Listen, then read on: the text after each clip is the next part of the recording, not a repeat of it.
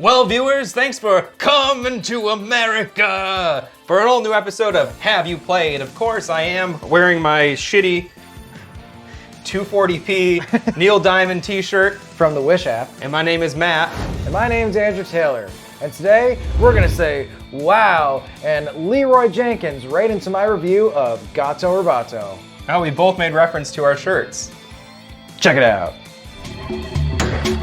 Gato Roboto, in addition to being a thing I said in 8th grade Spanish class every day, is a 2019 Metroidvania-style game created by Doink Studios and published by Devolver Digital.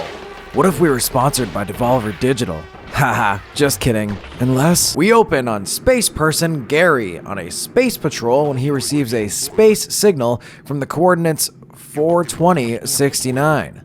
Nice. He contacts his space person boss and requests permission to investigate.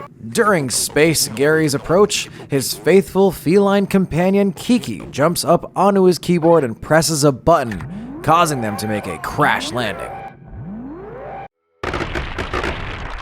Gary is hurt and pinned down to the ship in the crash, and is up to Kiki to save the day. Kiki departs the ship and your adventure begins. While Kiki has her own special skills like swimming, climbing walls, and fitting into tight spaces, she's otherwise not very well equipped to handle this harsh and dangerous world. Fortunately, there is a nearby security mech that inexplicably fits a cat that helps Kiki stay safe and defend herself. The mech can take a few hits before being destroyed, as compared to Kiki's one-hit deaths. It can jump higher and even has a built-in arm cannon to fend off enemies. Kiki can also exit the mech at any time, which comes into play when exploring this world. Soon you find upgrades for your mech suit, like a health kit that increases your HP, and rockets. Anyone who's played a Metroid or Castlevania game, especially Metroid, really especially Metroid, should feel at home in Gato Roboto. You have a grid map, you find upgrades, you jump and shoot, and you fight the occasional boss. I do want to mention that the boss fights can seem really tough at first, especially considering how the rest of the game feels, but just take a second to watch the patterns and you'll be fine. Gary keeps in contact with Kiki every step of the way via her radio collar. This leads to helpful tips and having cute back and forths with Kiki, who reacts to this world pretty much exactly how a cat would. There's a lot of silly moments in Gato Roboto. It never takes itself too seriously, but the story does offer some deeper elements. Along the way, you'll find some rooms with a computer that'll display logs from various people that used to inhabit this facility or planet or factory or whatever it is. These really build out the world and help you slowly piece together what really happened here. The controls for Kiki by herself and Kiki in the mech suit are different, but they both feel really good. Jumping and climbing around as Kiki is really fun, and then in the mech suit, especially once you get a few upgrades, it really starts to feel very powerful. If you hadn't noticed, all of Gato Roboto is in black and white, and I really love how it looks. The artist clearly spent a lot of time considering the negative and positive impacts of having this restricted color palette, and I think the game looks really great. I did kind of struggle to see the enemies just a little at first, but you get used to it pretty quick. That being said, if you don't love the black and white look, well, you're in luck, because there are secret cartridges to find that let you swap the palette to different schemes. My favorite was this green and black one called Meow Tricks. This game is also polite enough to let you know how many collectibles there are and how many you have. In addition to that, it also lets you know before you enter the final area, giving you time to go back and collect that stuff that you might have missed before you take on the final challenges. A nice touch. Gato Roboto is a small game with a ton of polish. I was able to fully 100% the game on normal difficulty in about 4 to 5 hours. At just $8, this game is a steal, and it was a very cute and fun time. It seems like the fans, myself included, would love to see a sequel, so I'll be keeping my eyes peeled.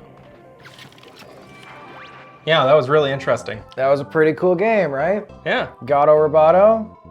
If I had one question I could ask you is, have you played Gato Roboto? Yeah, I don't believe I have. Does it feel like another one of those games that you feel like you've played it even though you haven't? Well, it reminds me of Game Boy. It reminds me of playing Metroid 2 on the Game Boy. Mm-hmm. And on the Super Game Boy, where I was able to swap the color palettes like that. But no, it's a game that I am familiar with because I'm a big fan of Devolver and have played most of the games they've published. You did buy the exclusive Gato Roboto skin in Fall Guys. That's the only one that you refused to play the game. And I did buy the $800 deluxe edition of Gato Roboto that came with the 9-foot tall Gato Roboto statue. That's pretty cool. But it got held up in customs, and I still haven't been able to get it. That was a couple years ago. Yeah, it sucks, and I have not been able to get refunded, and so I think that's probably really why I haven't played the game yet. Okay. I don't really know why, though. You're waiting for the full experience to get to you. It's great. I really enjoyed it. Is it? Yeah. Stop looking back there. I see movement, and I want to look at it. Well, you should stop doing that. It's really awkward. I got an itchy mustache now. Gato Roboto. Whoa. It's a great game. What do you think? Based on your review? Based on my review, what do you think? Stop doing that. I can't stop doing it. Maybe based on your review, what do I think? Try to forget everything else that you know about the game, your life, gaming. Yeah, it seems like a light Metroidvania. I like some of the things you mentioned, like collectibles being visible or telling you it's the final area, because I have played some games in that style that just go like, figure it out. Yeah. So and honestly, sometimes those are overwhelming. I got really far into Axiom Verge. Yeah, man. And then took like a month off because my console was fucked up and melted. I could not figure out how to get back into it. It was like there was just so much. Yeah, if there was even just like a little bit more help on the map or something to like guide me. I played a few games like that, like Metroidvania type games that. You have to make a lot of mental notes and like remembering this was here, that was there. And I love it. It's great. It's a great style sometimes, but this one does seem like it's just maybe a little bit more forgiving in some of those aspects. Oh, absolutely.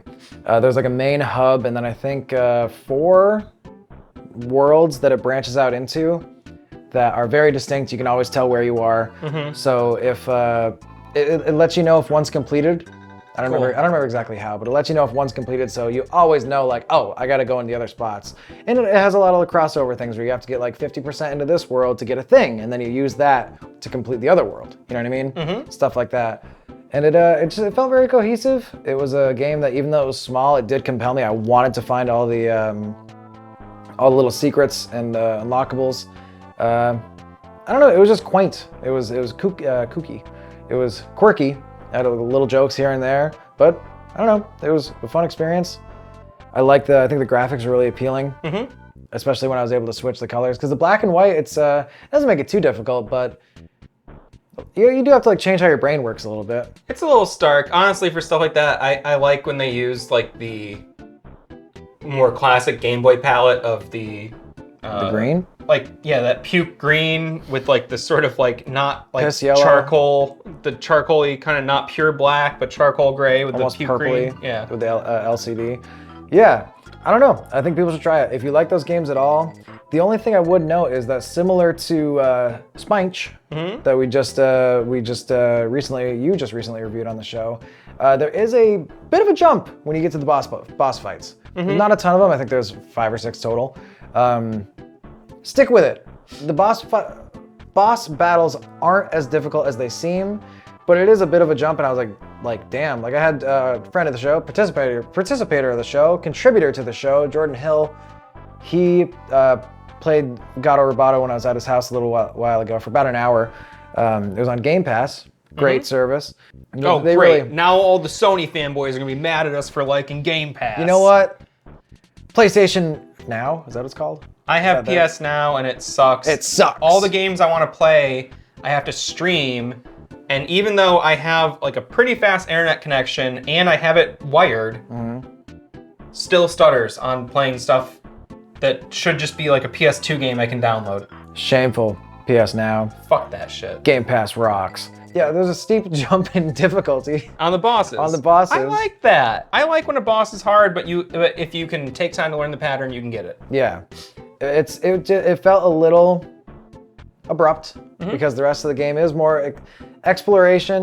Pay attention. You're not gonna die really, especially like you get powerful enough that in the main hub world, as long as you're not like just running into enemies, you'll be okay. But the boss fights, yeah, it's like we're doing this. So. But it makes them a lot more rewarding and they're memorable. I remember all the boss fights. So, Gato Roboto, pretty good. But aside from that, what have you been playing recently, Matt? Well, if I look beep, beep, beep, beep, beep. I think I have been playing a lot of games lately, but the one I'd like to mention is Control. Pretty cool. Yeah, I just finished the main... I'm gonna cough. Oh. I feel better after coughing. All right. I just finished the main campaign, and now I'm going through the 2 DLCs, and it's really exciting. There are some flaws in the game, but in terms of control and playability, man, it's such a fun, smooth experience. It feels so good. Like, as you progress through the game, you acquire all sorts of abilities, such as levitation of yourself, and also be able to levitate and pull and throw objects. Squirting. Yes. It's one of the talent trees. And so, by the time you're like really built up and powerful, it's like, I don't know, the whole thing is just a blast. It feels really good. I haven't played a game where just moving around was so much fun in a long time. And the story, really good. It's a Remedy game, so it's the same folks that brought you Quantum Break, before that, Alan Wake, and before that, the Max Payne 2, before that, Max Payne 1, and before that, Death Rally. What about before that? Oh, they didn't make games before that. Oh, okay. They didn't make Max Payne 1? I said Max Payne 1. Oh, I thought it ended with 2, and then it was Arx Fatalis or whatever. Yeah, Arx Fatalis. I said Death Rally. So it's, it builds on what those games laid down as a foundation, but man, really, really good controls. I can see why it won so many Game of the Year type awards. And also, if you're a fan of Alan Wake, one of the DLCs is essentially the worlds collide. That's all I'm gonna say, because it's very spoiler heavy. But man, it's pretty crazy. It's like it takes a game from 10 years ago, and in a way that doesn't feel tacked on or bizarre in any way, it like answers some unanswered questions from that game and expands on the story in a way that like makes sense as a sequel. I think because it's written by the same people and they can, really respect and know the material in and out and do that faithfully. As for me, I've been playing this stupid mobile tapper game. It's not stupid. It's called Warhammer 40K Lost Crusade. If you're familiar with Clash of Clans or like, I don't know, that's kind of the biggest one in that genre. It's one of those like kind of RTS, PvP, build up your little base, fight other people games. It's a little, somebody in a comment section one time, they referred to it as a Games Workshop IP cash cow or something like that, cash grab, I should say. Microtransactions to win. It's very much like that. I don't pay it. I've never paid any money. I've been playing it since it came out in North America. But I don't know. I enjoy the cycle of like jumping onto my phone, like pressing the good boy buttons, getting the little ding so it makes me feel good, and then setting it up for like to build a new building, and that's gonna take a couple hours. I come back a couple hours later. Did you have a question? No, I was just moving my hands around. Okay, that's cool. Would I recommend it? If you like 40K and you can tolerate those kind of games, it does kind of have like a story mode, a little bit, sort of, that I've never seen in a game like that before. Not that I've played a ton of them. They all do. Do they all have a story mode? They're little idle tapper type games. Yeah. Yeah. All right. The ones that I played before is very like that a tutorial, and that was pretty much it. Oh. But if you like 40K, they take a lot of liberties. There's some weird, not to get too deep into it, but each player plays as the same faction. That in universe, they're the same team. In this, since you all play that faction, there's still PvP. So you can attack one another, and there's different alliances. Like, will that act as guilds? So is it canon? Gameplay? Absolutely not. And I don't think there's anything that explains it. Literally, you're members of the same military fighting one another. Oh. Of your own volition. That's called friendly fire. Yeah, it doesn't make any sense. But it's kind of fun.